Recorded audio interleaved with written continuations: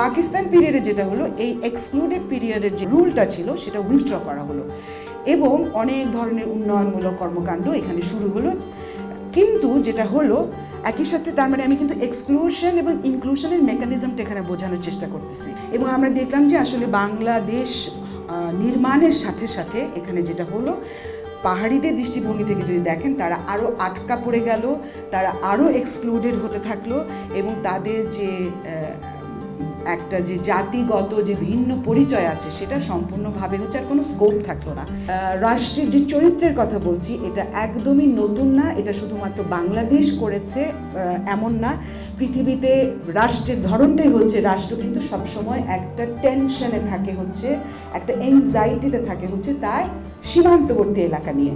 সেই কারণে সীমান্তবর্তী এলাকা হচ্ছে হাইলি মিলিটারাইজ এবং যেখানকার আদিবাসী যারা বা লোকাল থাকে সেটা ডমিনেন্ট এথনিসিটিও হতে পারে অথবা প্রান্তিক এথনিসিটিও হতে পারে। ওনাদেরকে একেবারে কাজ দিয়ে হচ্ছে ওনাদের বাড়িতে আগুন লাগানো হয়েছে, কাজ আতশ কাজ দিয়ে।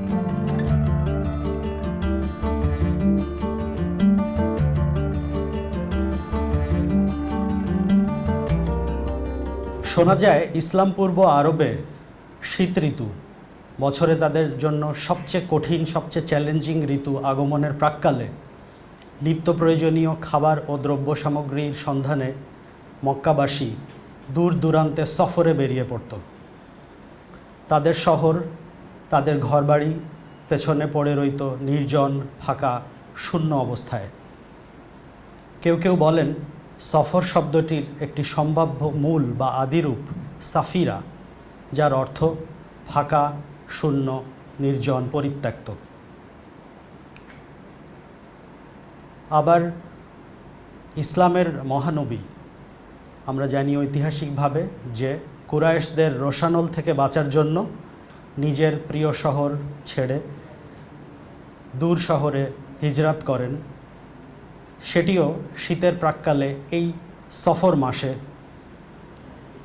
এবং যেখান থেকে অনুমান করা হয় সফর শব্দটির একটি অর্থ চলে আসে ভ্রমণ করা বা যাত্রা করা।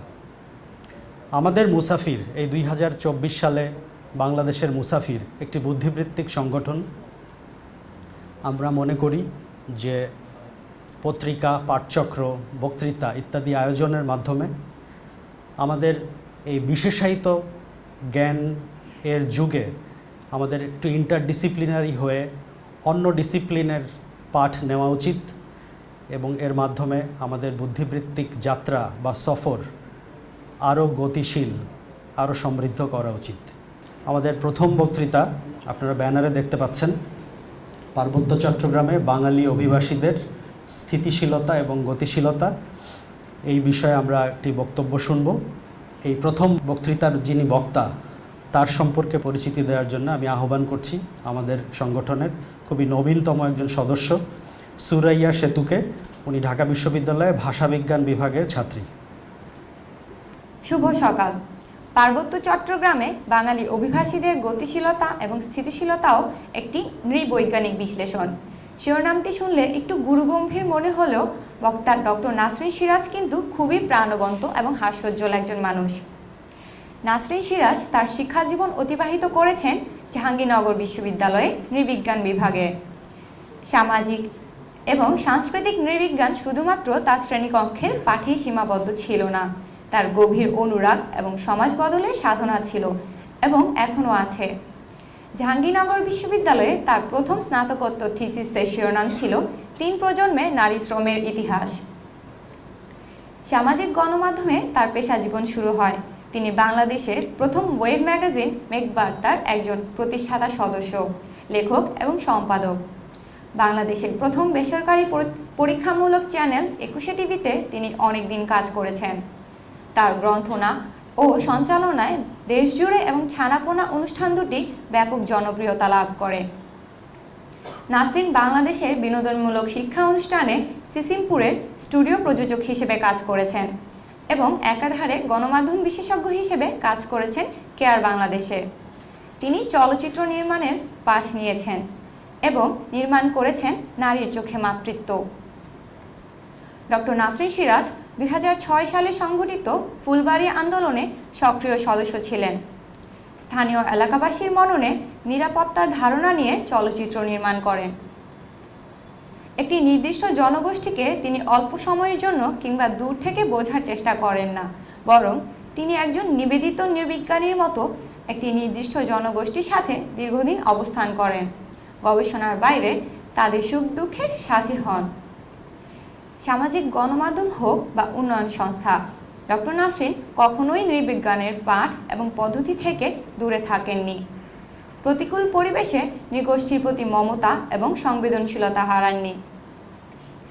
2008 সালে নাসরিন সিরাজ উচ্চশিক্ষার জন্য বিদেশ যাত্রা করেন।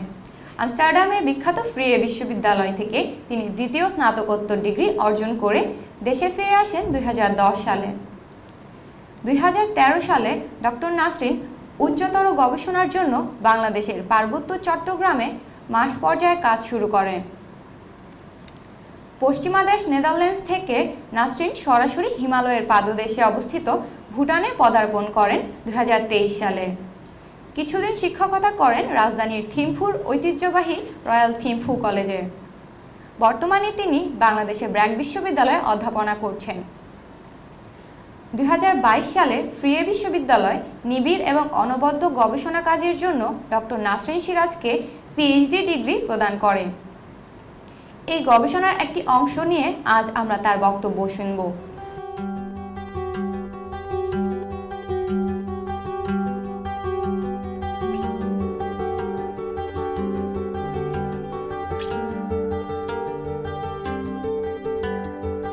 এই আর্টিকেল আমি যেটা করেছি সেটা হচ্ছে যে মূলত আসলে একটা জায়গার যে বিভিন্ন দল বসবাস করে সেই দলগুলোর কিভাবে ইনক্লুডেড হয় অথবা এক্সক্লুডেড হয় সেই এলাকাতে, এটাই হচ্ছে আমার উদ্দেশ্য।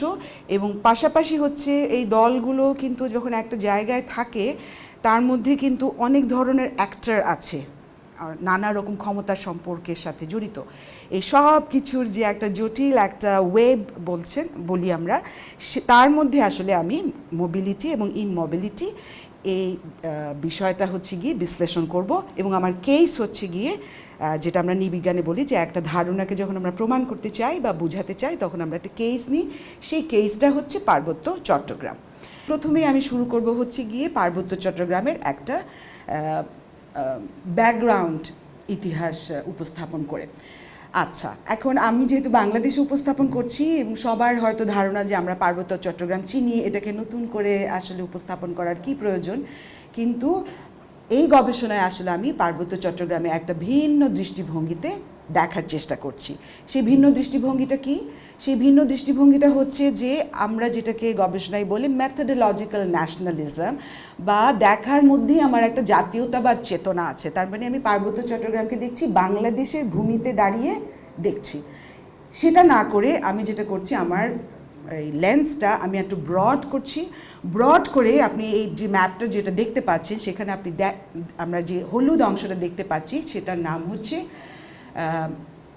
এশিয়ান ম্যাসিভ, বা বলা যায় যে এশিয়ার যে বৃহত্তর পার্বত্য অঞ্চল আছে, বড় বিশাল, এবং এখানে কিন্তু অনেকগুলো দেশ হচ্ছে পরস্পরকে ইন্টারসেক্ট করেছে। এবং আমরা যেটা দেখছি যে আমরা সাধারণত যে রিজনালাইজেশন করি, এরিয়া হিসেবে ভাগ করি গবেষণার জায়গাগুলোতে, সেগুলো দেখবেন central Asia, east Asia, south Asia, এইভাবে যে ভাগাভাগি করি। এখন মানে এই ভ্যান শ্যান্ডেলের তৈরি এই ম্যাপটা দিয়ে আমি যেটা দেখাতে চাচ্ছি যে এইভাবে কিন্তু ভাগ করা হয়, যার ফলে হচ্ছে কি আমরা কিন্তু একটা পূর্ণাঙ্গ চিত্র এই এলাকার পাই না, বরং একটা ফ্র্যাগমেন্টেড চিত্র ভিন্ন ভিন্ন এলাকা থেকে পাই। এবং এই ইতিহাসগুলো যখন লেখা হয়েছে, সেই ইতিহাসগুলো লেখা হয়েছে রাষ্ট্রের দৃষ্টিভঙ্গিতে। তার মানে রাষ্ট্র যেখানে তৈরি হয়েছে সেই রাষ্ট্র থেকে হচ্ছে গিয়ে এই এলাকাগুলোকে দেখা হয়েছে, যার ফলে কেন্দ্র হয়ে গেছে রাষ্ট্র, এগুলো হয়ে গেছে পেরিফেরি বা প্রান্তিক জায়গা। তো আমরা যদি হচ্ছে পার্বত্য চট্টগ্রামেও দেখি তাহলে আপনার ইতিহাসটা হচ্ছে গিয়ে সংযুক্ত করতে পারছেন যে আমরা যখন দেখছি তখন আসলে আমাদের কেন্দ্রবিন্দু হচ্ছে অ্যাজ ইফ যেন হচ্ছে বাংলাদেশ, আর পার্বত্য চট্টগ্রাম হচ্ছে গিয়ে প্রান্ত। কিন্তু আমরা যদি একটু বড় করে দেখি তাহলে আমরা দেখব যে ঐতিহাসিকভাবে আপনারা জানেন যে 1860 সালে আসলে পার্বত্য চট্টগ্রাম রাষ্ট্রের মেকানিজমের মধ্যে ইনক্লুড হলো হচ্ছে ব্রিটিশ পিরিয়ডে। তার এবং এর মধ্য দিয়ে একটা দীর্ঘ সময় যেটা হলো সেটা হচ্ছে গিয়ে অন্য এলাকা থেকে আসলে পার্বত্য চট্টগ্রামকে বাদ দেওয়া শুরু হলো। এবং হচ্ছে আগে যে মানুষগুলো, আমি এদেরকে পাহাড়ি বলছি, হাইল্যান্ডার্স যারা এই এলাকার মধ্যে হচ্ছে জুম চাষ করতেন, তারা কিন্তু ধীরে ধীরে যেটাকে আমরা বলি টেরিটোরিয়ালাইজড হলো বা একটা এলাকার মধ্যে বদ্ধ হতে শুরু করলো। এবং যে চিফের আইডিয়াগুলো আমরা দেখলাম যে একটি চিফের আন্ডারে এরা থাকবে, ওরা থাকবে, এই যে ওদেরকে স্থিতিশীল করা হলো, গতিশীল মানুষকে, এই জায়গাটা হচ্ছে গিয়ে সেই ইতিহাসটা আমরা দেখতে পাই। তো এটা বড় একটা দীর্ঘ ইতিহাস আছে। আমি লাভ মেরে এখন হচ্ছে চলে আসবো হচ্ছে আমাদের কলোনিয়াল পরবর্তী সময়টা। আপনারা জানেন যে হচ্ছে এরপরে আসলো পাকিস্তান পিরিয়ড, এবং পাকিস্তান পিরিয়ডে আপনারা জানেন যে পার্বত্য চট্টগ্রামে যে টেনশনটা তৈরি হলো যে এই এলাকাটা কি পাকিস্তানে থাকবে নাকি ইন্ডিয়াতে থাকবে। কারণ হচ্ছে এখানে যারা আছে ওই সময় 1947-এ যে সেন্সাস ছিল তাতে মাত্র 3% ছিল হচ্ছে মুসলিম, আর সকলে হচ্ছে গিয়ে পাহাড়ি। তো একটা আকাঙ্ক্ষা ছিল যে এটা হয়তো একটা কনফিউশন ছিল যে এটা হয়তো ভারতে যুক্ত হবে। তো যাই হোক, পরে হচ্ছে পাকিস্তানের সাথেই যুক্ত হলো, এবং যেটা হলো আগে এটা এক্সক্লুডেড এরিয়া ছিল, মানে কলোনিয়াল পিরিয়ডে এই এলাকাগুলোকে এক্সক্লুডেড, এটা পাহাড়ি জায়গা, এটা আদিবাসী অর ট্রাইবালদের এলাকা এই হিসেবে এক্সক্লুড করা হতো, এবং বাঙালিদেরকে মানে যারা হচ্ছে প্লেনের জনগণ তাদেরকে ওখানে ঢুকতে দেওয়া হতো না বা সেটেল করতে দেওয়া হতো না বা মাইগ্রেট করতে দেওয়া হতো না। একটা পারমিশন নিতে হলো কলোনিয়াল রুলারদের কাছ থেকে, ওখানে যদি আপনি ব্যবসা করবেন কিন্তু একটা ট্যাক্স দেবেন আবার চলে আসবেন, এখানে স্থায়ী হতে পারবেন না। তো পাকিস্তান পিরিয়ডে যেটা হলো এই এক্সক্লুডেড পিরিয়ডের যে রুলটা ছিল সেটা উইথড্র করা হলো, এবং অনেক ধরনের উন্নয়নমূলক কর্মকাণ্ড এখানে শুরু হলো। কিন্তু যেটা হলো একই সাথে, তার মানে আমি কিন্তু এক্সক্লুশন এবং ইনক্লুশনের মেকানিজমটা এখানে বোঝানোর চেষ্টা করতেছি। তাতে কি হলো যে রাষ্ট্র রিসোর্সকে ইনক্লুড করলো এক্সপ্লয়েট করার জন্য, কিন্তু এক্সক্লুড করে রাখলো হচ্ছে এখানকার যারা হচ্ছে অরিজিনাল ইনহ্যাবিটেন্টস অথবা আদিবাসী অথবা যারা পাহাড়ি জনগণ এখানে। এবং আপনারা জানেন, এখানে সবাই জানে যে এখানে কাপ্তাই বাঁধ হলো, কাপ্তাই বাঁধের কারণে হচ্ছে এখানে অনেক এলাকা হচ্ছে যতটুকু হচ্ছে এগ্রিকালচারাল এলাকা ছিল সবটুকু ডুবে গেল, এবং এখানে একটা এক্সোডাস হলো বা পাহাড়ি জনগণ এখানে রিফিউজ নেওয়ার জন্য তারা পাশের পাহাড়ে চলে গেল, যেটা এখন নর্থ ইস্ট ইন্ডিয়া বর্ডারের কারণে চলে গেল। এখানে অনেক মানুষের জনগণের এই যে মুসাফিরের মতো, যেটা হচ্ছে আমাদের পাঠচক্রেরও একটা হচ্ছে মূল কথা, যে মুসাফিরের মতো ঘর বাড়ি ছেড়ে চলে গেলেন। এবং চলে গেলেন কেন? এখানেও কিন্তু স্থিতিশীলতা এবং গতিশীলতার সম্পর্ক আছে। একটা স্থিতিশীলতা তৈরি হয়েছিল, তার মানে একটা অবস্টেকল তৈরি হয়েছিল, একটা ভায়োলেন্স তৈরি হচ্ছিল। মানে আপনি দেখতে পাচ্ছেন আমি কতগুলো কনসেপ্ট হচ্ছে এখানে ইনক্লুড করছি। এই স্থিতিশীলতা তৈরি হওয়ার কারণে কিন্তু গতিশীল হয়েছে, মানুষ গিয়ে ছেড়ে চলে গেছে, হচ্ছে কি একটা অভাব তৈরি হওয়ার কারণে ছড়িয়ে গেল। এরপরে যেটা হলো, এরপরে লম্বা ইতিহাস, আরও একটা এই সময় একটা টেনশন তৈরি হলো যে রিজিওনাল অটোনমি চাই, আগের মতো আমরা এক্সক্লুডেড থাকতে চাই এখানকার আদিবাসীরা। এখানে আস্তে আস্তে আন্দোলন সংগঠিত হতে থাকলো, যেটা হচ্ছে গিয়ে আমরা পরবর্তীতে দেখব যখন স্বাধীন হলো বাংলাদেশ যখন স্বাধীন হলো তখন আরেকটা কী হলো, ঐতিহাসিক একটা মজার ঘটনা ঘটলো। সেটা হলো বাংলাদেশ তো ঘোষণা করে দিল যে তারা হচ্ছে বাঙালিদের ভূমি। বাঙালিদের ভূমি বলার সাথে সাথে কিন্তু কনস্টিটিউশনালি যেটা হলো সেটা হলো যে যারা অবাঙালি এবং অমুসলিম তারা কিন্তু অটোমেটিক মাইনরিটি তৈরি হলো। এবং ভ্যানসেন্ডেল ঐতিহাসিকভাবে দেখাচ্ছেন, প্রায় 200 বছরের ইতিহাস দেখাচ্ছেন যে এই এলাকাটা কিন্তু আগে হচ্ছে কি নানান রুলার ছিল, আরাকান দিয়ে রুল হয়েছে, কখনো হচ্ছে মুঘলরা রুল করেছে। সো এটা কিন্তু একটা কন্টেস্টেড এরিয়া অনেক আগে থেকেই, এবং এখানে যে কারণে অনেক মানব বৈচিত্র্যও দেখা যায়, কালচারাল বৈচিত্র্য দেখা যায়। এই কালচারাল বৈচিত্র্যগুলো আস্তে আস্তে হচ্ছে গিয়ে হোমোজেনাস বা সমরূপী হতে থাকলো, এবং বেশি হয়ে গেল হচ্ছে বাংলাদেশের model of culture and society dominant হতে থাকলো। বাঙালি মডেল অফ স্টেট হচ্ছে গিয়ে এখানে ডমিনেন্ট আর প্রভাবশালী, প্রবল হতে শুরু করলো।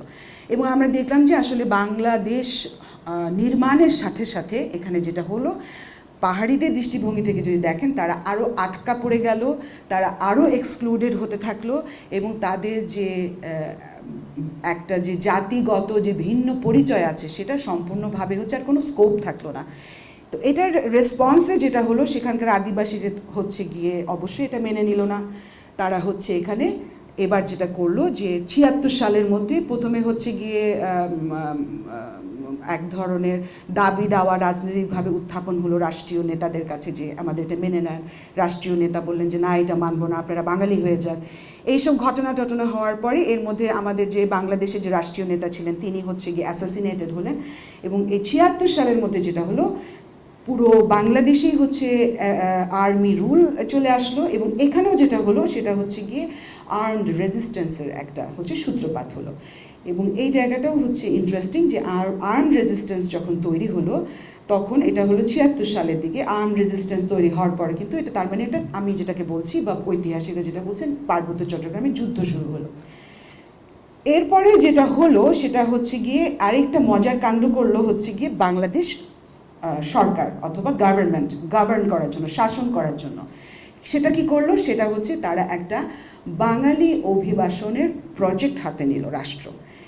এটা কি, এটা হচ্ছে যে প্রমিস করলো সরকার, রাষ্ট্র যে, এবং হচ্ছে আর্মি রাষ্ট্র, যে এটা যেহেতু একটা রেবেল এরিয়া, এখানে ইনসার্জেন্ট বা এখানে যেহেতু একটা বিচ্ছিন্নতাবাদী তৈরি হয়েছে, সো আমাদের এটা শাসন করতে হবে। কি করতে হবে, বাঙালিদেরকে ওখানে নিয়ে মার্জিনালাইজ করে ফেলতে হবে। এখানকার যারা অরিজিনাল ইনহ্যাবিটেন্ট অথবা আদিবাসী আছে বা লোকাল যারা আছে, লোকালদেরকে হচ্ছে গিয়ে তারা করবে। আপনারা নিশ্চয়ই খেয়াল করছেন যে আমি অনেকগুলো টার্ম ইউজ করছি। আমার উদ্দেশ্য আছে, আমি এই আদিবাসীকে নয় যে একটা রাজনৈতিক ডিসকাশন চলছে, আমি সেটা থেকে একটু দূরত্ব নিচ্ছি। আমি দূরত্ব নিয়ে এদেরকে কিন্তু পাহাড়ি বলছি, আমার ঐতিহাসিক প্রেক্ষাপট আছে। আমি লোকাল বলছি, আমি এই ইন্ডিজিনাসও বলছি বা আদিবাসীও বলছি। এই টার্মগুলো আমি অ্যাকাডেমিক্যালি ইন্টারচেঞ্জেবলি ইউজ করছি। অবাঙালিদেরকে সেটেল করার জন্য এখানে একটা প্রজেক্ট হাতে নেওয়া হলো। প্রমিস করা হলো তাদেরকে 5 একর জমি দেওয়া হবে, প্রমিস করা হলো তাদেরকে রেশন দেওয়া হবে, তাদেরকে ট্রেনিং দেওয়া হবে, এমনকি তাদেরকে টাকা পয়সাও দেওয়া হবে জমি জমা চাষবাস করার জন্য, প্লাস হচ্ছে গিয়ে ব্যবসা করার জন্য। তার মানে হচ্ছে একটা বিশাল কিন্তু হলো কি বলবো, অপরচুনিটি যারা ভূমিহীন তাদের জন্য। তো এবার আসি আমার আসলে রিসার্চের জনগণের প্রতি, এত লম্বা আলাপ করে। তো আমি যে গতিশীলতা স্থিতিশীলতা এই আইডিয়াটা অলরেডি হচ্ছে অনেক গবেষিত হয়েছে, যারা ওখানকার আদিবাসী তারা কিভাবে স্থিতিশীল হয়ে গেল বা গতিশীল হলো এই বিষয়টা। এবার আসি আমরা হচ্ছে কি যারা এখানে রিক্রুটেড হলেন, যারা স্বপ্রণোদিত হয়ে বা রাষ্ট্রের প্রণোদনা পেয়ে এই প্রজেক্টটাতে অংশগ্রহণ করলেন। কারা তারা? আমি তাদেরকে বলছি প্রয়োজনের অতিরিক্ত জনগণ। এটা আমি ধার করেছি, তানিয়া মুরেলি বলে একজন গবেষক আছেন, তিনি এই টার্মটা ব্যবহার করেছেন। যখন হচ্ছে গিয়ে রাষ্ট্রের প্রান্তে রাষ্ট্র প্রতিষ্ঠা করতে চায়, তখন সেখানকার লোকাল বা ইন্ডিজিনাস পিপল বা আদিবাসীদেরকে কিভাবে হচ্ছে গিয়ে ট্রিট করে সেই বিষয়টাকে বোঝানোর জন্য উনি কাজ করেছেন ইন্দোনেশিয়াতে। এবং আমি যে প্যাটার্নটার কথা বলছি, যে রাষ্ট্রের যে চরিত্রের কথা বলছি, এটা একদমই নতুন না। এটা শুধুমাত্র বাংলাদেশ করেছে এমন না, পৃথিবীতে রাষ্ট্রের ধরনটাই হচ্ছে, রাষ্ট্র কিন্তু সবসময় একটা টেনশনে থাকে, হচ্ছে একটা এংজাইটিতে থাকে হচ্ছে তার সীমান্তবর্তী এলাকা নিয়ে। সেই কারণে সীমান্তবর্তী এলাকা হচ্ছে হাইলি মিলিটারাইজড, এবং যেখানকার আদিবাসী যারা বা লোকাল থাকে সেটা ডমিনেন্ট এথনিসিটিও হতে পারে অথবা প্রান্তিক এথনিসিটিও হতে পারে, সেখানে একটা হোমোজিনিটি তৈরি করতে চায়। তো আমি ওখানে যদি ধরেন 50টা জাতের লোক থাকে, রাষ্ট্র তখন এংজাইটিতে পড়ে যে না, এখানে এক একজন এক এক রকম করবে, তার চেয়ে বরং ওদেরকে আমার সবাইকে একরকম করে ফেলতে হবে। এরকম একটা টেনশন সবসময় থাকে। এবং যেটা হয়, এই রাষ্ট্রের প্রজেক্টের কাছে তখন জনগণ হয়ে যায় কোনো দাম নাই, ওরা বাঁচলো কি মরলো সেটা হচ্ছে গিয়ে এখানে উদ্দেশ্য না। উদ্দেশ্য এখানে রাষ্ট্রের যে সীমানা এবং রাষ্ট্রের যে টেরিটরি সেটাকে ক্লেম করা এবং সেটার হচ্ছে গিয়ে জোর দেওয়া। তো তখন দেখা যায় যে রাষ্ট্রের এইসব জনগণ হচ্ছে, যেটা তানিয়া মুরেলি বলছেন, যে এদেরকে মরার জন্য ছেড়ে দেয়। রাষ্ট্রের এই প্রজেক্টের মধ্যে যখন একদম উনিভাবে বলছেন যে die, leave them to die, একদম মরার জন্য হচ্ছে ছেড়ে দেয়। এখানে এই রাষ্ট্রের যে বিভিন্ন রকম মেকানিজম কাজ করে।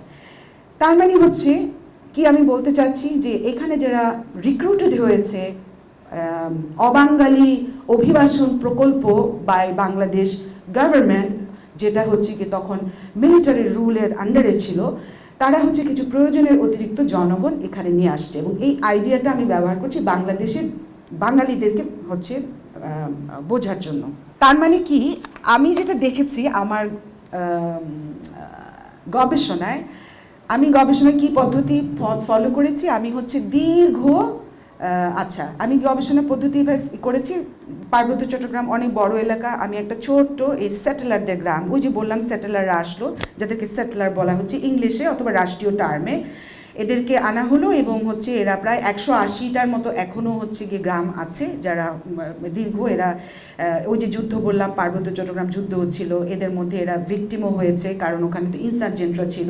97-এ হচ্ছে গিয়ে একটা শান্তি চুক্তি হলো, শান্তি চুক্তি হয়ে এরা হচ্ছে একভাবে একটা সেটেল হলো একটা বিষয়টা। আচ্ছা হলো, আমি গেলাম কবে, আমি গেলাম হচ্ছে 2014-15 সালের দিকে আমি গবেষণা করলাম। আমার গবেষণা পদ্ধতি হচ্ছে আমি একটি গ্রামে হচ্ছে ফোকাস করলাম, তার মানে সেটেলার গ্রামে। আমি অবস্থান নিয়েছিলাম খাগড়াছড়িতে, কারণ খাগড়াছড়ি হচ্ছে ওই যে বললাম যে পার্বত্য চট্টগ্রাম তো ডুবে গিয়েছিল ওই হাইড্রো ইলেকট্রিক পাওয়ার প্রজেক্ট করতে গিয়ে, কাপ্তাই পাওয়ার প্রজেক্ট করতে গিয়ে।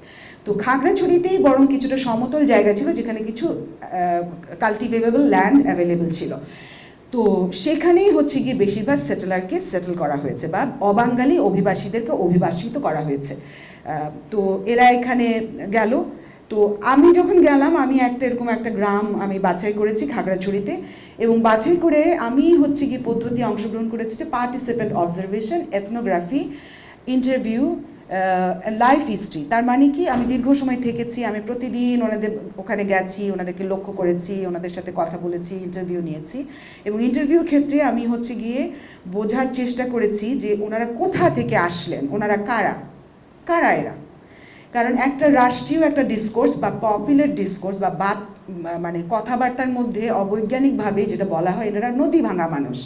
হ্যাঁ, অ্যাজ ইফ আমাদের উত্তর আছে, নদী ভাঙা মানুষ, হোমলেস মানুষ, ল্যান্ডলেস মানুষ। কিন্তু আমি প্রশ্ন করেছি যে আপনারা কোথা থেকে আসলেন, এবং আমি তাদের লাইফ হিস্ট্রি যখন জানতে শুরু করলাম, তখন আমি বুঝতে পারলাম এই মানুষগুলোর একটা হিস্ট্রি আছে, খুবই ইন্টারেস্টিং হিস্ট্রি। এরা আসাম থেকে আনা মানুষ, আসা মানুষ। যেটা হয়েছিল সেটা হচ্ছে বেঙ্গল যে ডেল্টা, এটা কিন্তু সবসময় হচ্ছে ওভার পপুলেটেড ছিল, এবং এখানকার যে কৃষি হচ্ছে গিয়ে খুবই ছোট ছোট হচ্ছে কৃষিকাজ করছে, এবং এই কারণে হচ্ছে গিয়ে এই ব্রিটিশ আমলে হচ্ছে আসামে অনেক বাঙালিকে নিয়ে যাওয়া হয়েছিল কৃষিকাজ করার জন্য, যাতে ওখানে যে টি প্ল্যান্টেশন হচ্ছে, ওইখানে যে নানা রকম কার্যকলাপ হচ্ছে, সেখানকার মানুষদেরকে খাওয়ানোর জন্য। এবং তার মানে হচ্ছে গিয়ে আবার 1951 সালে যেটা হলো, দেশ তো ভাগ হয়ে গেল, বাঙালিদেরকে আবার তখন হচ্ছে ওই আসাম থেকে হচ্ছে ফেরত পাঠানো হয়েছে, কারণ ওরা আবার ওখানে অতিরিক্ত হয়ে গেছে। ওখানে আবার হিন্দু যারা, তারা আবার এদেরকে মেনে নিচ্ছে না। আপনারা জানেন এনআরসি সম্বন্ধে, তাই না? এনআরসির ইতিহাস কিন্তু এটা, যেটা আমরা এখনও দেখতে পাচ্ছি কন্টিনিউয়েশন। তো আমার ইতিহাসের আমি যতটুকু দেখলাম এই অভিবাসীদের, সেটা হচ্ছে গিয়ে ওনারা হচ্ছে সেই মানুষ যারা হচ্ছে গিয়ে আসাম থেকে বিতাড়িত হয়ে আবার হচ্ছে ঘুরতে ঘুরতে এখানে চলে এসছেন। এই স্লাইডের মধ্যে দিয়ে আমি যেটা বুঝতে চেয়েছি সেটা হচ্ছে গতিশীলতা। বাঙালি কৃষক, এরা হচ্ছে গিয়ে নানা রকম কৃষক আছে, বড় জোরদার আছে, ছোট জোরদার আছে, ক্ষেত মজুর আছে, নানা রকম আসলে আছে। এবং এখানে আমি দেখেছি যে আমি যাদের সাথে কথা বলেছি তাদের আসলে গতিশীলতা হচ্ছে একটা জীবন ধারণের কৌশল, মোবিলিটি, তার মানে মাইগ্রেশন অলসো। তার মানে হচ্ছে ওই যে বললাম, ওনারা হচ্ছে গিয়ে তখনও হয়তো প্রান্তিক ছিল, চলে গেছে হচ্ছে আসামে আবার থেকে বিতাড়ন করেছে। ওনারা আবার তখন ইতিহাস যদি আমি একটু ওনাদের সাথে গপ্প করে যেটা পেয়েছি, সেটা হচ্ছে যে ওনাদেরকে একেবারে কাজ দিয়ে হচ্ছে ওনাদের বাড়িতে আগুন লাগানো হয়েছে, আতশ কাজ দিয়ে বাড়িতে আগুন লাগানো হয়েছে, অস্থিরতা তৈরি করা হয়েছে, রায়ট লেগে গেছে 1951 সালের পরবর্তী সময়গুলোতে। তারপরে আবার ভারত বা ইন্ডিয়া যুদ্ধ হলো, তারপরে হচ্ছে গিয়ে ওনাদেরকে এই 51 সাল থেকে শুরু হওয়ার পর থেকে যে এই যে রায়ট শুরু হলো, এরপরে হচ্ছে গিয়ে আমি ওনাদের গল্পের মধ্যে পেয়েছি যে ওনারা শুধু মনে করছেন, ছোট ছিলেন তো ওনারা তখন, কারণ যারা বয়স্ক ওই সময় ছিল ওনারা তো অনেকে মারা গেছেন, দাদার কাছে শুনছি বা আমি ছোট্টবেলায় দেখছি, ট্রাকে কইরা আমাদেরকে হচ্ছে গিয়া বর্ডারে নামায় দিচ্ছে, ট্রাকে করে, এবং আমরা খাইতে পাই নাই, পথেই কতজন মারা গেছে কোনো হিসাব নাই। এভাবে করে করে এসে হলো গিয়ে ওনারা ঠেকলো এসে বর্ডার এলাকায়, ময়মনসিংহের বর্ডার এলাকায়। এখন এটা একটু আমার তখনও আমার সুযোগ হয় না গবেষণা করার, কিন্তু ফর্চুনেটলি আমি আরেকটা গবেষণা কাজ এখন শুরু করেছি। সেটা হলো কেন এটা হচ্ছে, এবং এটারও আমি একটা পেলাম মাইমিনসিংহা, পরে আমি হিস্ট্রিতেও পেয়েছি। মাইমিনসিংহা বলতেছে হিস্টোরিক্যাল ডকুমেন্ট, মাইমিনসিংহা লোকজন হচ্ছে গিয়ে গেছে, আবার ওরা ফেরত আসছে, গফরগাঁও লোকজন। সো আমি যাদেরকে পেয়েছি এরা হচ্ছে এই বর্ডার এলাকার, তার মানে হচ্ছে বাংলাদেশের দিকে তাকালে এই যে পূর্ব এই এলাকার হচ্ছে কি বর্ডার এলাকায় ওনাদেরকে গেছে। তারপর আবার কি হয়েছে খুবই মজার, এনাদেরকে তখন আবার করলো কি, ব্যবহার করেছে রাষ্ট্র আদিবাসীদের জমি জমা দখল করার জন্য। ওই যে হাজং, ওই যে গারো যারা ছিলেন ওই এলাকার মধ্যে, ওনাদেরকে আবার হচ্ছে ওইখানে রিক্রুট করা হয়েছে। কিন্তু আবার কিছুদিন পরে তো বাংলাদেশ স্বাধীন হয়ে গেল, আবার সবাই কেউ কেউ হাজংরা ফেরত আসেনি, হাজংরা বেশিরভাগই এলিমিনেটেড হয়েছে, কিন্তু গাঢ় যারা আবার ফেরত এসেছেন তার মানে তো ওনাদের বাড়িঘর আবার হচ্ছে বাড়িঘর হারা হয়ে গেছে।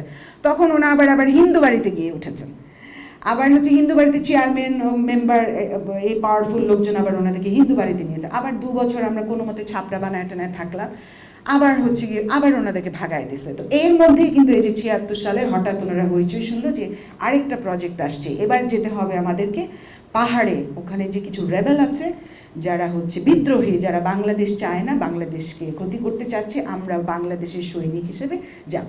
তো এই যে আমি যেটা বলছি আমি আবার একটু করছি যে গতিশীলতা, স্থিতিশীলতা, ভায়োলেন্স, ইনক্লুশন, এক্সক্লুশনের এই প্যাটার্নগুলোই কিন্তু আমি বুঝাতে চেষ্টা করছি এই স্টোরিগুলো দিয়ে।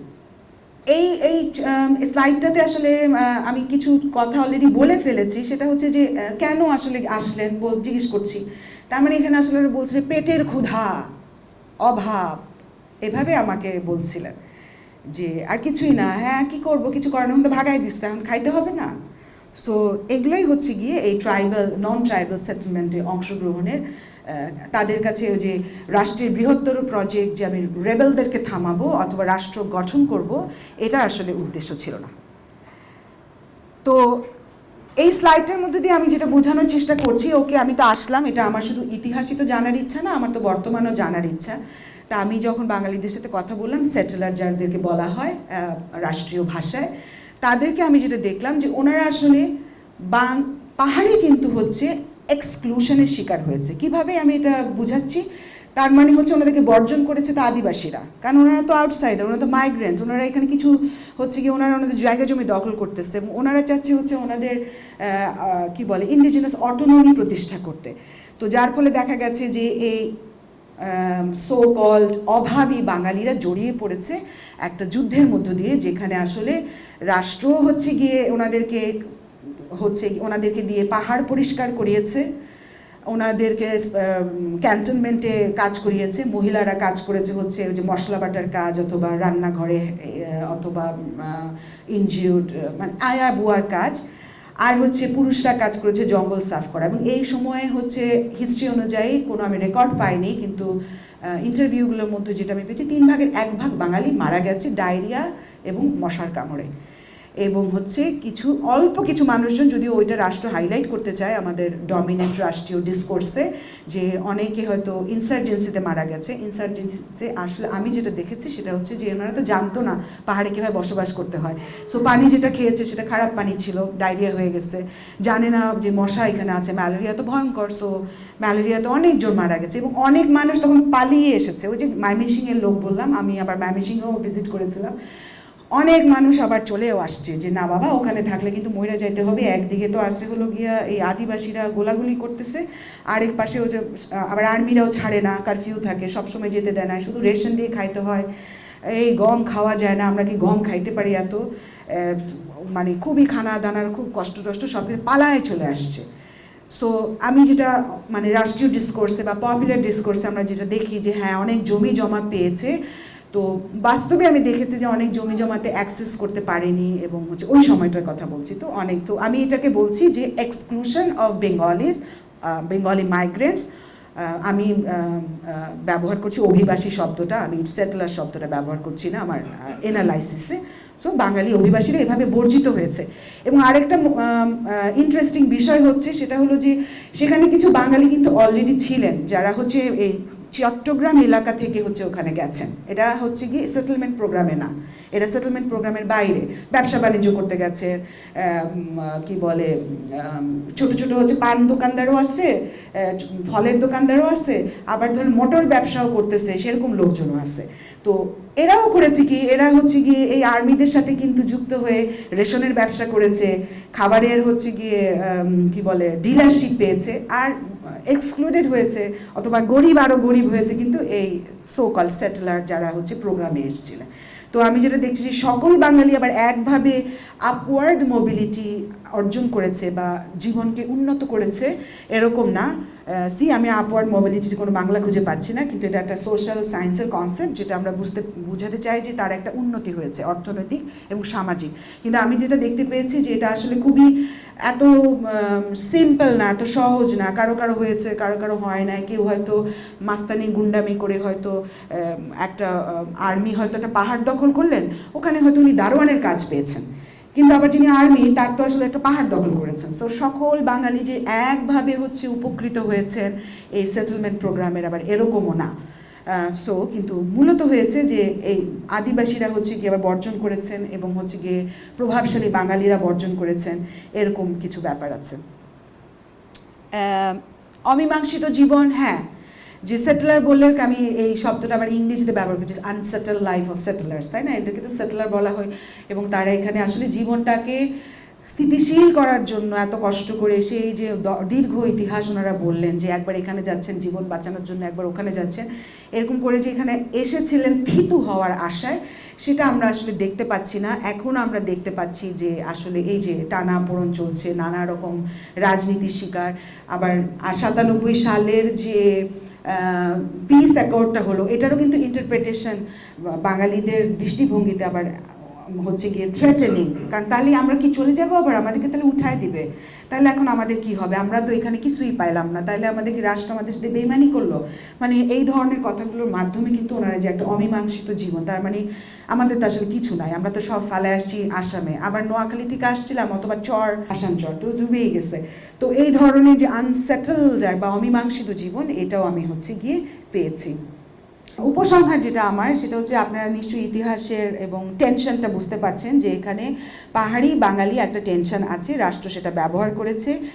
পাহাড় বাঙালিরা হচ্ছে গিয়ে মেজরিটি জনগণ এবং এনারা হচ্ছে মাইনরিটি, এবং মেজরিটি মাইনরিটি পলিটিক্স করে এই একটা সেন্টিমেন্ট তৈরি করেছে, আমরা বাঙালি, আমরা হচ্ছে গিয়ে এসেছি হলো গিয়ে এই ইন্ডিজিনাস পিপলদের হচ্ছে গিয়ে শিক্ষা দিতে, উচিত শিক্ষা দিতে, অথবা তাদেরকে মানুষ করতে, ওরা তো আসলে ঠিক সভ্য মানুষ না। তো এই ধরনের যে জিনিসগুলো, এই সব কিছু ডিসকোর্স হলো গিয়ে আছে, প্রভাবশালী ডিসকোর্স।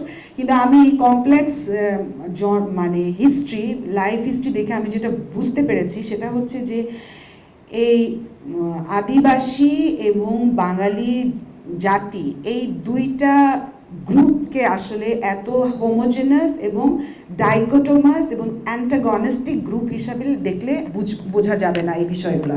তার মানে বাংলায় কি বুঝাতে চাচ্ছি আমি, যে দুইটা গ্রুপ এরা একদম আলাদা, বিচ্ছিন্ন, এদের সাথে কোনো মেলামেশা নাই, এবং ওরা হচ্ছে সব যারা গ্রুপের মধ্যে আছে সবাই একরকম, তা না।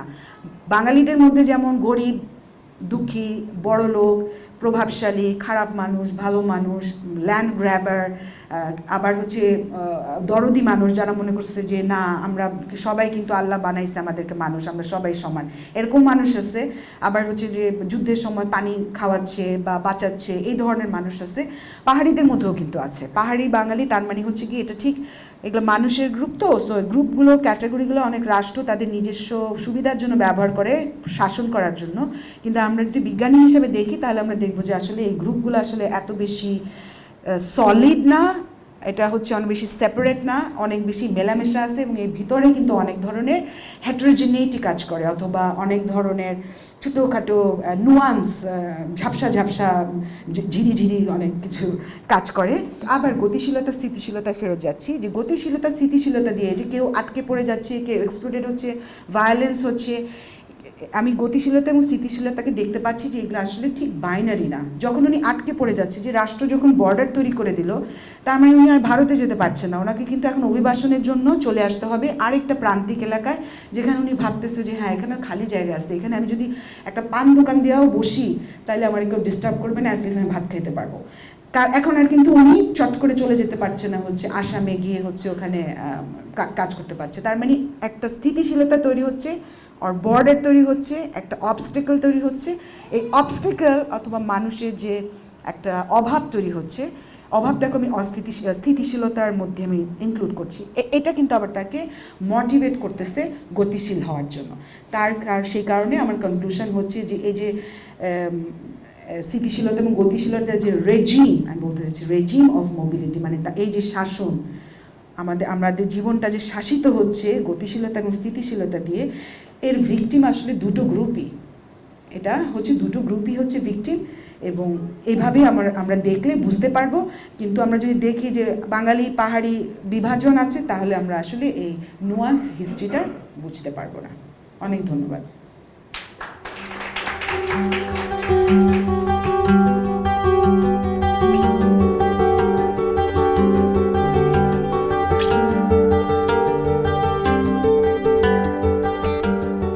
আমি একজন ডাক্তার রোমান শেখি।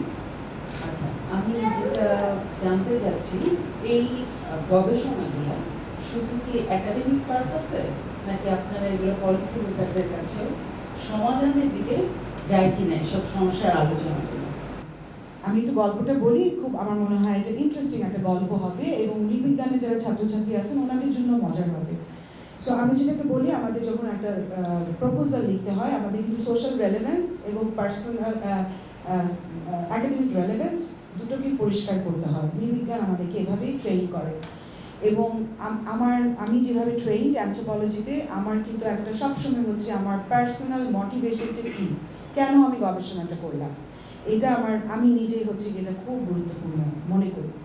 তো যেটা হলো, আমার পরিচয়ের সময় বলা হয়েছিল যে আমি হচ্ছে কি উচ্চতর গবেষণা করতে, তো হচ্ছে ফ্রাই ইউনিভার্সিটিতে গেলাম অ্যামস্টারডামে, এবং তখন আমি গবেষণা কাজ করলাম হচ্ছে গিয়ে ফুলবাড়িতে কয়লা খনি প্রতিষ্ঠিত হবে, সেটা নিয়ে একটা আন্দোলন হলো, তখন সেই আন্দোলনের সাথে আমিও যুক্ত ছিলাম। পরে একটা গবেষণা করলাম যে কীভাবে হলো, আসলে কেন এই যারা আন্দোলন করছেন তারা আন্দোলনে অংশগ্রহণ করলেন কেন, ভেরি সিম্পল কোয়েশ্চেন, কিন্তু একাডেমিকভাবে খুবই গুরুত্বপূর্ণ প্রশ্ন। আমি এই প্রশ্ন করতে গেলাম। আচ্ছা, এরপর আমি দেখলাম যে আমার ভাবসাবের মধ্যে, আমার ধরনের মধ্যে, নিজস্ব ব্যক্তিগত ধরনের মধ্যে একটা অ্যাক্টিভিস্ট অ্যানথ্রোপোলজিস্ট ধরনের ভাব আছে। আচ্ছা, খুব গর্বিত ছিলাম আমি সেই বিষয়টা নিয়ে। তো সেই সময়ে আমি পিএইচডিও করব, আমার মাস্টার্স শেষ। আমার যিনি হচ্ছে সুপারভাইজার, তিনি হচ্ছে এথনিসিটি এক্সপার্ট। এথনিসিটি ওনার এক্সপার্টিস। উনি কাজ করেছেন বাংলাদেশে গারো এথনিসিটি কীভাবে গঠিত হলো এই বিষয়ে, এবং ওনার সাথে যখন আমার প্রথম দেখা হয়েছিল নেদারল্যান্ডসে, আমি ওনাকে চিনতাম না, যদিও উনি বাংলাদেশে কাজ করেছেন, পিএইচডি কাজ করেছেন। তো উনি আমাকে প্রথম দিন দেখে হচ্ছে গিয়ে, কারণ উনি হচ্ছে গারোদেরকে দেখেছেন, ওনার চোখে কিন্তু বাঙালি হচ্ছে প্রবল জনগোষ্ঠী, অত্যাচারী জনগোষ্ঠী, এবং আমি হচ্ছে বাঙালি মুসলিম রিপ্রেজেন্টেটিভ ইন নেদারল্যান্ডস। উনি কিন্তু আমাকে দেখছে, উনি বাঙালি না কিন্তু, হ্যাঁ। উনি আমাকে বলছেন, ও তুমি কি গারো ভাষা জানো? আমি না, আমি গারো ভাষা জানি না। এবং আমিও হচ্ছে খুব বিরক্ত যে বিদেশি মানুষ কি চিনে কি জানে। তখন উনি আমাকে একটা প্রশ্ন করেছিলেন, যে তারপরে আমি বলছি যে তুমি কি জানো যে আমি গারো থেকে নিয়ে কাজ করেছি, গারো কারা তুমি চেনো? বলছে হ্যাঁ, একটা আদিবাসী গ্রুপ বাংলাদেশে। বলছে আদিবাসী মানে কি? আমি বাংলা শব্দটা ব্যবহার করেছিলাম। তার বলছে ওই যে থাকে না ইন্ডিয়াতে যেমন, ইউএসএতে যেমন রেড ইন্ডিয়ানস, সি আমি কিন্তু অলরেডি মাস্টার্স করেছি এবং উচ্চতর গবেষণা করেছি, আমার গবেষণা মোটামুটি শেষ, কিন্তু দ্য রং কনসেপ্ট আমার আছে মাথার মধ্যে। এটাই কিন্তু আমাকে ভুগিয়েছে যে আমি বুঝতে পারছি না আসলে, কারণ এথনিসিটি বাংলাদেশের একটা সমস্যা যে আমরা এত বেশি বাঙালি প্রভাবের মধ্যে বসবাস করি, তখন আমরা জানি না যে আসলে অবাঙালি এবং অমুসলিম কিছু জনগণ এখানে আছে, কারণ আমাদের ডিসকোর্স, জাতীয় ডিসকোর্স এত বেশি প্রভাবিত ওই প্রভাবে। আমিও সেটার দোষে দুষ্ট আমার মাথা। তো আমি ওনার প্রতি কৃতজ্ঞ যে উনি তখন আমাকে এটা ধরাতে সাহায্য করেছিলেন। তার মানে আমার একাডেমিক ট্রাস্ট অলরেডি তৈরি হয়েছে। কিন্তু তারপরেও একটা ঘটনা আছে, আমি আসলাম, আমি পার্বত্য চট্টগ্রামে কাজ করব, এটা নিয়ে আমি তখন মোটিভেটেড। কেন মোটিভেটেড? 2010 সালে আমি হচ্ছে গিয়ে আমার মাস্টার্স শেষ করি এবং আমি তখন খুঁজতেছিলাম আমার পিএইচডি টপিক। 2010-এ পার্বত্য চট্টগ্রামে একটা জাতিগত দাঙ্গা হয় 2010-এ। খুব লেখালেখি হচ্ছে, সবাই খুব টেনশন, এদেরকে বাঁচাতে হবে, ইন্ডিজিনাস পিপলদেরকে বাঁচাতে হবে, তাদেরকে রক্ষা করতে হবে, এরকম খুব গল্প চলছে। আমিও একজন অ্যাক্টিভিস্ট, আমিও খুব জানতে চাই, বুঝতে চাই। এবং আমি তখন হচ্ছে শেয়ার করতেছি ফেসবুকে বসে বসে এই দাঙ্গাতে কত ঘর বাড়ি পুড়ে গেছে, যেগুলো আমরা ইউজুয়ালি করি না, আমরা ছোট মানুষরা করি না, যে শেয়ার করছি এবং নিজে যে আসলে আমি টেনশনে, আমার ইয়ে হচ্ছিল, আসলে খারাপই লাগছিল, তো আমি শেয়ার করছি। তখন আমার সুপারভাইজার আমাকে হচ্ছে নক করলো, ও দেখেছে আমি শেয়ার করছি ফেসবুকে, ও নক করলো আমাকে যে নাসরিন, তুমি কেন বাঙালিদেরকে নিয়ে আগ্রহী না? মানে তখন আমি ভাবলাম যে হ্যাঁ, কেন আমি বাঙালিদেরকে নিয়ে আগ্রহী না, কেন আমি এত হোয়াইট ম্যানস বার্ডেন যেটাকে আমরা বলি, আমার কেন এরকম উদ্ধার করার ইচ্ছা সারাক্ষণ, কেন আমি নিজের দিকে তাকাচ্ছি না? এবং আসলেই তো আমি জানি না যে সেটেলার, সাধারণত আমরা পত্রপত্রিকায় দেখি না জাতিগত দাঙ্গা, সেটেলাররা মেরে ফেলতেছে, আক্রমণ করতেছে। তো সেটেলার যদি বাঙালি হয়, হ্যাঁ আসলেই তো আমি জানি না কারা, আসলেই কারা। সো আমি পার্বত্য চট্টগ্রামের প্রবলেম সলভ করার জন্যই আসলে এই সামাজিক দায়িত্ব থেকেই কিন্তু আমি কাজটা শুরু করেছিলাম, এবং সেপারেট না, আমার একাডেমিক ট্রাস্ট এবং হচ্ছে সোশ্যাল ট্রাস্ট, এটা যদি আমি আপনাকে বলি। কিন্তু এখন আমার স্ট্রাগলটা কারেন্ট স্ট্রাগল, আপনি এই জন্যই বললাম যে আপনার তো সব মজা লেগেছে। এখন তো আমি বুঝে ফেলেছি ঘটনা, আচ্ছা ঠিক আছে। এরপরে আমি এখন লিখছি একটা এথিক্স অফ ফিল্ড ওয়ার্ক, একটা পেপার লেখার চেষ্টা করছি, এবং আমি আসলেই হচ্ছে গিয়ে আমি স্ট্রাগলে আছি যে আমি যা জেনেছি সেটা কি আসলেই আমার প্রচার করার দরকার আছে, আসলে কি শুনতে চায়? কারণ আমার একটা কাজটা কিন্তু নিশ্চয়ই প্রশ্নটা আসবে, আমার কাজটা শুনলেই মনে হয় যে আমি বোধহয় বাঙালিদের সাথে সাইড নিচ্ছি, বাঙালিদের যে করুণ কাহিনী আমি তুলে ধরে যেন আমি একটা নরম মন করে ফেলতেছি এবং ইন্ডিজিনাসদের বিরুদ্ধে হয়তো আমি দাঁড়াচ্ছি। এখন আমি তো আসলেই হচ্ছে এটা নিয়ে সামাজিক দায়িত্বটা পালন করবো কিনা, নাকি প্রকাশ না করায় একাডেমিক ছোট জায়গাতেই প্রকাশ করাতে হবে আমার অ্যাক্টিভিজম, আমি জানি না, আমি প্রশ্ন আছে আমার। বাট অবশ্যই আমি চাই যে রাষ্ট্র, এখানে রাষ্ট্র মানে কি, আমি পলিসি তো আমি পরিষ্কার যে কি পলিসি হবে এখানে, কিন্তু এটার মধ্যে যেসব পাওয়ারফুল অ্যাক্টররা জড়িত আছে, সেই পাওয়ারফুল অ্যাক্টরদেরকে কনভিন্স করার জন্য কিন্তু আমাদেরকে, সেদিনই একটা গল্প করছিলাম, একাডেমিকে একটা ডিসকাশন হচ্ছিল যে নলেজ শেয়ারিং, এডুকেটিং পিপল। মানুষ যদি ডিমান্ড না করে, মানুষ যদি রেসিস্ট আচরণ করে, বাংলাদেশের মানুষ যে আদিবাসীদেরকে আমরা উদ্ধার করছি, ওরা তো হচ্ছে পিছিয়ে আছে, তো আমি আসলে ওই জায়গাটাই বোধহয় হয়তো আমার এখন ট্রাস্ট, সামাজিক দায়িত্ব পালন করতে গেলে আমি বেশি একাডেমিক দায়িত্ব হয়তো পালন করতে হবে, to share our knowledge with ordinary people. এবং যে কারণে আসলে শাহনেওয়াজের এই ইনভাইটেশন আমি কৃতজ্ঞ, আমি গর্বিত, এবং আমি আমার ধন্যবাদ দিচ্ছি যে আমি আশা করছি যে সাধারণ মানুষের মধ্যে আগে এই জিনিসটা তো আসবে যে দুটো গ্রুপ আসলে আলাদা না, আমরা কথা বলছি পাহাড়ি বনাম বাঙালি না, আমরা কথা বলছি regime of mobility and immobility, regime of state making, regime of category making, regime of state border making, যেটার ভিকটিম আসলে উভয় পক্ষ। তারা আসলে আমাদের শত্রু কে? শত্রুটা আসলে যারা ক্ষমতায় আছে তারা। ডক্টর নাসরিন সিরাজকে অনেক ধন্যবাদ। আমি তানভীর লতিফ, আমি পেশায় চিকিৎসক। আমার প্রশ্নটা খুব সহজ হয়তো, সেটা হলো যে পাহাড়ি বাঙালি এবং পাহাড়ি যদি দুটো আলাদা সমাজ আমরা চিন্তা করি, এই দুটো সমাজের মধ্যে আপনি যেমন বললেন যে তাদের মধ্যে এখনো জানাশোনা, যোগাযোগ এখনো আগের মতো একটু অ্যান্টাগনিস্টিক, এমন কি কোনো সামাজিক প্রবণতা এখন দেখা যায় ওইখানে, যে যাদের মধ্যে যোগাযোগ, এটা সেটা ব্যবসা বাণিজ্য হতে পারে, সামাজিক সম্পর্ক হতে পারে, বা তার মধ্যে কিছু উন্নতি বা যোগাযোগ বাড়ছে এবং জিনিসটা তারা। আমার একটা চ্যাপ্টার হচ্ছে কি ইন্টার এথনিক ম্যারেজ নিয়ে, এবং ইন্টার এথনিক ম্যারেজ নিয়েও কাজের একটা মজার হচ্ছে ব্যাকগ্রাউন্ড আছে। যখন আমি গেলাম পার্বত্য চট্টগ্রামে, আমি তো ঢাকা শহরের সোকল্ড অ্যাক্টিভিস্ট, হ্যাঁ, খুব নিয়ে গেছি যে ওখানে দেখবো যে সবাই ওদের মারামারি করছে। আমি গিয়ে দেখলাম যে না, সবাই তো হচ্ছে বন্ধু বান্ধব, হ্যাঁ, একসাথে বসে মদ খাচ্ছে, যদিও হারাম, কিন্তু হারাম খাচ্ছে, লুকিয়ে খাচ্ছে। দেয়ার আর মেকানিজম না সমাজে, আমরা একদমই সাধারণ মানুষ হিসেবে চিন্তা করি। আমি এবং ওনারা কাছাকাছি তো মানুষই তো আমরা শেষমেশ। শুয়োরের মাংস খাচ্ছে, বিয়েতে গেছে, হ্যাঁ। আবার ওই যে আমার আরেকটা ছবি হচ্ছে, এটা সবচাইতে কনফ্লিক্ট জোন, এটা হচ্ছে পানছড়ি বাজার। এটা হচ্ছে একদম প্রথম যেদিন আমি বেড়াতে গেছি। বেড়ানো মানে হচ্ছে কি আমরা একটু এক্সপ্লোরেটিভ করি, এক্সপ্লোরেশন করে যখন বিয়েটা করি আমরা, প্রপোজালটা লেখার পরে একটু এক্সপ্লোর করি যে আমি যা বই টইতে পড়েছি আসলে আদতেই এটা ফিজিবল কিনা রিসার্চ করার জন্য। তো এটা একটা, এই পাশের ছবিটা এক্সপ্লোরেটিভ ফিল্ড ওয়ার্ক থেকে আমি হচ্ছে কি আমরা ঘুরতে ঘুরতে পানছড়ি বাজারে গেছি। তো হচ্ছে আমাদের হাতে মোবাইল ফোনটা নিয়ে ওই যে উনি নিলে, পাশেই তো ওনার বান্ধবী মুসলিম, হ্যাঁ পাশের লোকটাই তো হচ্ছে ওনার পাশের বাড়ির প্রতিবেশী।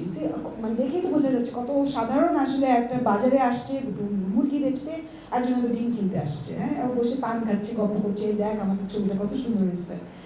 আমরা তখন ওই ছবিটা তুলছিলাম, আইফোনটা বোধহয় আমার সুপারভাইজারই ছিল, ছবিটা বোধহয় আমি নিয়েছিলাম, এরকম কিছু একটা। কিন্তু আবার ওখানে একটা ইন্টারেস্টিং ঘটনা ঘটেছিল যে আমরা ঘুরঘুর করছি, আমরা কিন্তু পুলিশ অ্যারেস্ট করে নিয়ে গেছিল থানায় সাথে সাথে, যে আমরা এবং আমরা বুঝতেই পারি না দেয়ার আর স্পাইস। এটাও একটা ইন্টারেস্টিং। পার্বত্য চট্টগ্রামে হেভিলি মিলিটারাইজড মানে কিন্তু হচ্ছে heavily militarized, it is not only about উর্দি অর ক্যান্টনমেন্ট। প্রত্যেকটা মানুষ যেন হচ্ছে স্পাই, কে কী করছে সবাই কিন্তু সারাক্ষণ নজর রাখছে, হ্যাঁ, এবং রিপোর্ট করছে। এবং আসলেই হচ্ছে আমার উপস্থাপনাটা হয়তো সেটা বোঝা যায়নি, হেভিলি মিলিটারাইজ একটা জোন। এটা আপনি মানে আমি যে দীর্ঘ সময় রিসার্চ করেছি, আমাকে হয়তো আরেকটা মেয়ে দেখে তো বিশেষ করে পাত্তা দেয় না কেউ, সবাই ভাবছে ঘুরে বেড়াচ্ছে একটা মহিলা মানুষ, আল্লাহ জানে কি করতেছে। হ্যাঁ, হয়তো একটা পুরুষ গেলে হয়তো বেশি অ্যাটেনশন দিত স্টেট ফোর্স। আমাকে দেখতে পাচ্ছে আমি ঘুরে বেড়াচ্ছি, বাজার করতেছি, রাঁধতেছি, বন্ধুদের সাথে ঘুরে বেড়াচ্ছি, এখানে যাচ্ছি সেখানে যাচ্ছি, ভাবছে যে হয়তো একটা মানে বেশি ভয়ের বিষয় না। তো সেটা কারণে কিন্তু একবার আমাদেরকে পুলিশ অ্যারেস্ট করে নিয়ে গিয়েছিল, জানতে চেয়েছিল। আর ওখানে হচ্ছে একটা বিয়ের অনুষ্ঠান, আপনি দেখতে পাচ্ছেন একটা খুব লাভলি একটা ক্রিশ্চিয়ান গাউন পরা, পিঙ্ক গাউন পরা, উনি একটা মারমা বিয়ে হচ্ছে। এই ছেলেটা চিটাগং ইউনিভার্সিটি অ্যানথ্রোপোলজি পড়াশোনা করেছে, উনি আওয়ামী লীগের একজন ওখানে তরুণ প্রভাবশালী, কিন্তু আমাদের খুব বন্ধু। তো সো হোয়াট হ্যাভ সিন, যেটা আপনার যদি প্রশ্ন আমি অ্যাড্রেস করি, অর্থনৈতিকভাবে অবশ্যই আদান প্রদান, জয়েন্ট কোলাবোরেশনে অনেক ব্যবসা বাণিজ্য দোকানপাট আছে, কিন্তু কোনোভাবেই কিন্তু আমি emphasis দিচ্ছি না it is harmonious. It is not harmonious because in equal relationship is always very clear. একই সাথে মানে সেখানে আমি কনভিভিয়ালিটি কনসেপ্টটা ব্যবহার করেছি। কনভিভিয়ালিটিটা হচ্ছে মানে এটা হচ্ছে আরেকজন মাইগ্রেশন নিয়ে কাজ করা অ্যানথ্রোপোলজিস্টের কনসেপ্টটা উনি এভাবে ব্যবহার করেছেন যে আপনি জানেন যে আপনি অসম, কিন্তু আপনি সবসময় তো আসলে ঝগড়া করছেন না, এক। দুই নাম্বার হচ্ছে আপনি প্রমাণও করছেন না যে আমি আপনাকে ভালোবাসি, আমি আপনার স্বার্থের কারণে, জীবনযাপনের কারণে কিন্তু আমরা শেয়ার করছি অনেক কিছু, করি না আমরা করি তো। আমরা রিক্সাওয়ালা তো আমাকে মানে অপরাধের কারণে মেরে ফেলে না, ঠিক আছে, আমরা তো একটা সামাজিক একটা চলাচল আমাদের আছে। সো এখানেও তাই, যদিও inequal relationship of between two groups is very clear, এবং হচ্ছে গিয়ে সারাক্ষণ একটা টেনশন আছে, কোনো সময় একটা মোবাইল ফোন কেউ চুরি হয়েছে, মারামারি শুরু হয়ে যেতে পারে, আছে সেই টেনশনটা। বাট একই সাথে হচ্ছে সামাজিক লেভেলে আপনি যেটা বলছেন ইটস ভেরি ট্রু, যেটা একমাত্র হোপ আমাদের জন্য যে এটা এক্সিস্ট করে। এবং ওই যে এথনিক ম্যারেজের কথা যেটা বললাম, আমি গেছি, আমি দেখলাম যেহেতু এথনিক ম্যারেজও আসছে, হ্যাঁ ইন্টার এথনিক ম্যারেজ আসছে, তখন আমার বন্ধুরাই বললো যে হ্যাঁ তুমি এটা কী বলবে, অবাক। বাট এটা অবাক হওয়ার কিছু না, আমার বন্ধুদের মধ্যেই অনেকে আছে ইন্টার এথনিক ম্যারেজ, এবং এটা আমি হচ্ছে গিয়ে দেখেছি যে ইন্টার এথনিক ম্যারেজের ক্ষেত্রেও আমি বলবো এটাও আসলে হারমোনিয়াস বলা যাবে না। এটাকে আমি বলছি যে এটা এখানে আইডেন্টিটি একই সাথে কনস্ট্রাক্ট হচ্ছে, রিকনস্ট্রাক্ট হচ্ছে, ব্রেকিং হচ্ছে, মেকিং হচ্ছে, ইটস লাইক এ প্রসেস। আপনি এক্ষুনি বিয়ে করলেন, বাসা থেকে বাইর করে দিল আপনাকে, তারপরে একটা বাচ্চা হয়ে গেল, তখন একটু নাতির মুখ দেখবে বলে একটু আসলো, তারপর 25 years of sacrifice and living life like you also। হ্যাঁ, ওখানেও যেটা হচ্ছে যে কোনো এক কারণে উনি হয়তো বিয়ে করেছেন, আবার হয়তো কোনো সমাজই মেনে নেয়নি, একটা অ্যান্টাগনিস্টিক ভাব, আবার সময়ের মধ্য দিয়ে দেখা গেছে একটু একটু ভালোবাসা, একটু একটু মেলামেশা, অ্যাক্টিভিটি, কিন্তু এটার মানে কিন্তু এরকম না যে আরেকজনের আইডেন্টিটি নিচ্ছে বা নিজের আইডেন্টিটি ছেড়ে দিচ্ছে। সো আমার কনসেপচুয়ালাইজেশন ছিল it's like a flow, it's like a process, breaking and making relation identity সেই ক্ষেত্রে।